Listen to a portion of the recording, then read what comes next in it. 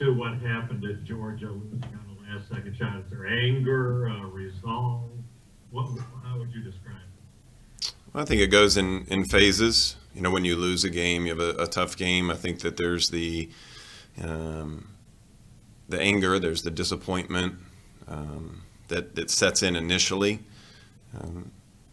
And the same thing for coaches, probably the same thing for fans. And, you know, our guys are having to, you know, continue with their resolve. They're having to continue with a fighting mentality of getting better, you know, of us being an inexperienced team. You know, the only way you become experienced is to go through things like we went through the other night, or seasons or games or practices that we've gone through. So I think our guys are understanding where we are, you know, and the biggest thing that we've got to do is continue to, you know, have a clear mental picture, you know, of where we want to go, both individually, but also as a team.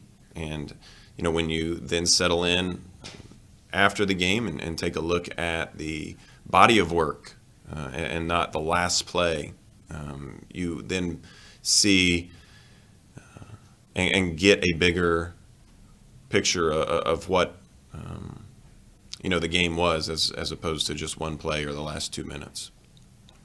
What do you think the ceiling is for this team? Well, I think that we don't know that. You know, I think as we sit here on January 22nd, you know, our story is still being written, individually as well as a team. And that's why it's a story, and it's a season. It's not one game. It's not a collection of games. It's an entire season of games. And our job as coaches is to continue to keep our guys working towards becoming a better version of themselves, with the understanding that our team can become a better version when our individuals are at their best. So for us, it's like I said, it's daily improvement, with the understanding that it's a process, and for all of us, it's, you know, keeping our heads down and going to work. Kyle Tucker, we'll go to you next. Joel, obviously that was a stinging loss, but the one pretty clear positive the other night was BJ's kind of response to taking a step back out of the starting lineup and playing probably his best game for you all. I can't remember which of the coaches was on here a while back mentioning him and as one of the hardest working guys, that he kind of kept his nose down, and however much he'd been struggling, he was working every day towards getting better. What have you seen in him as he struggled, and what kind of encouragement did you all take from what he did the other night? You know, I think for BJ, as much as it is for all of our guys, you know, he's a great kid who has extreme talent.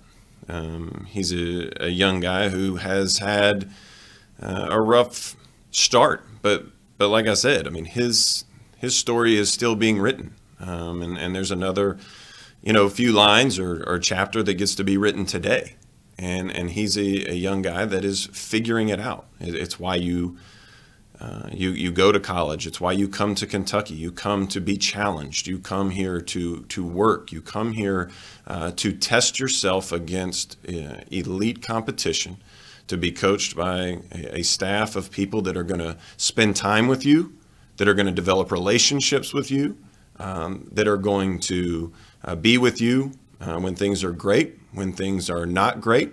And BJ's taken full advantage of that.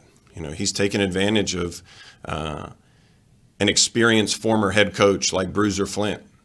He's taken advantage of one of the top young assistant coaches in the country in Jay Lucas.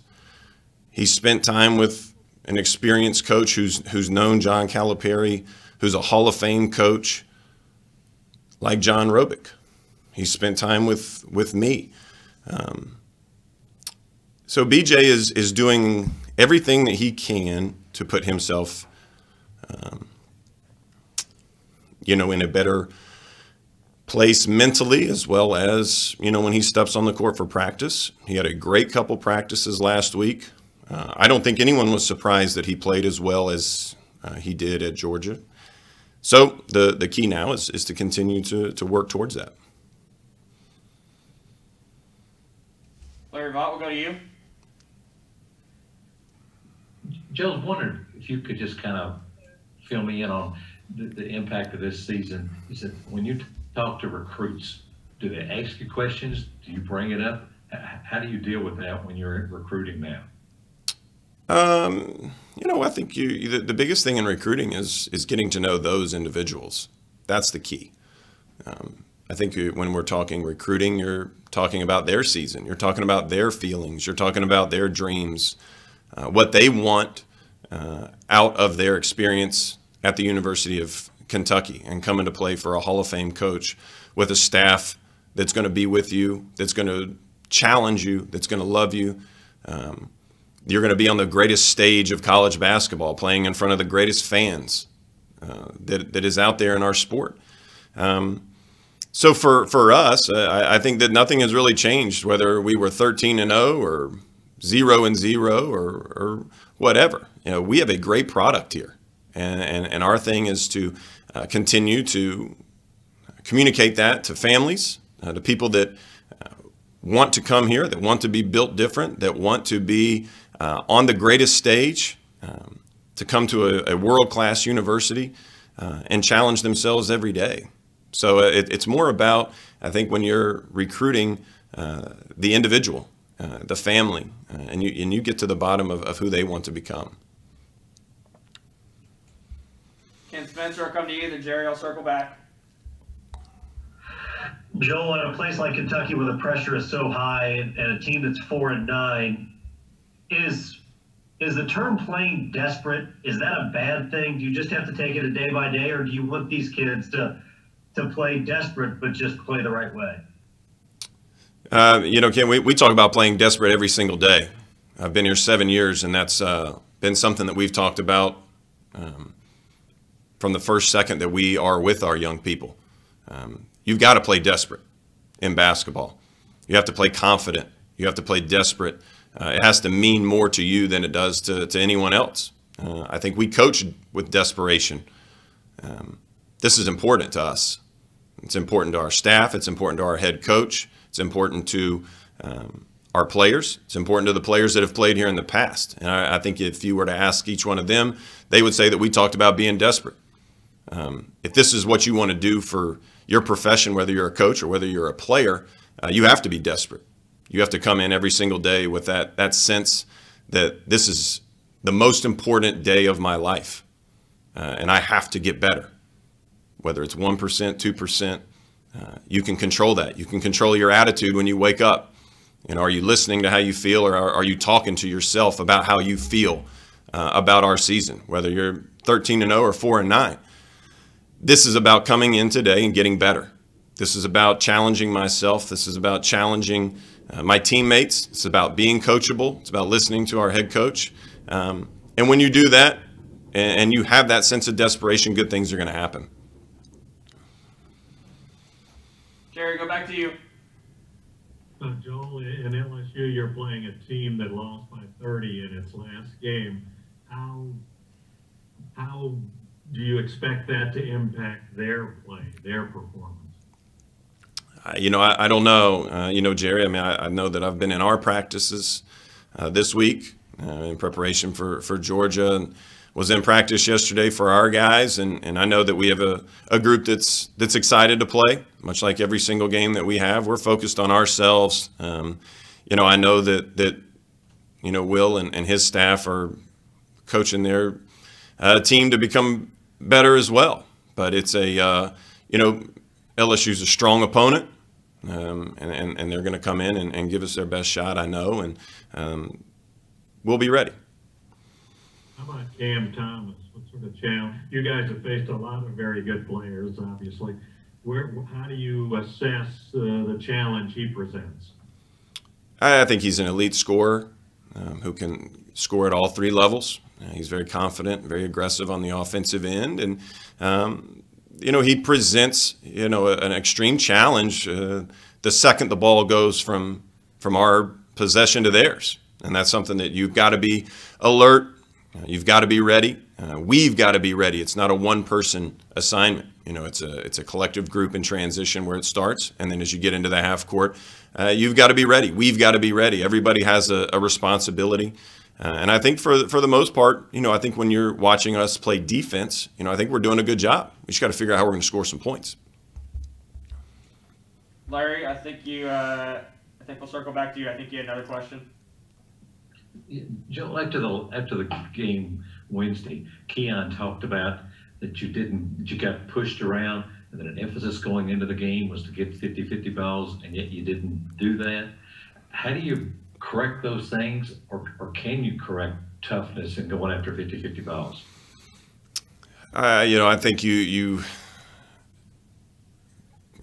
can look at it a couple different ways, Larry. I think that there's the one school of thought that says, all right, we're going to come in today and we're going to roll the ball out and watch kids dive on the floor and knock each other over and scream and yell. And then we're going to put a rim up on the, above the rim that forces you to miss. And we're just going to watch them go bash into each other and yell at them and scream at them. But I think at the end of the day, it comes down to, our players executing. Oftentimes you don't get 50-50 balls because maybe you're not in the right spot defensively. Maybe you're not on your toes. Maybe you're not bouncing. Maybe you're not engaged.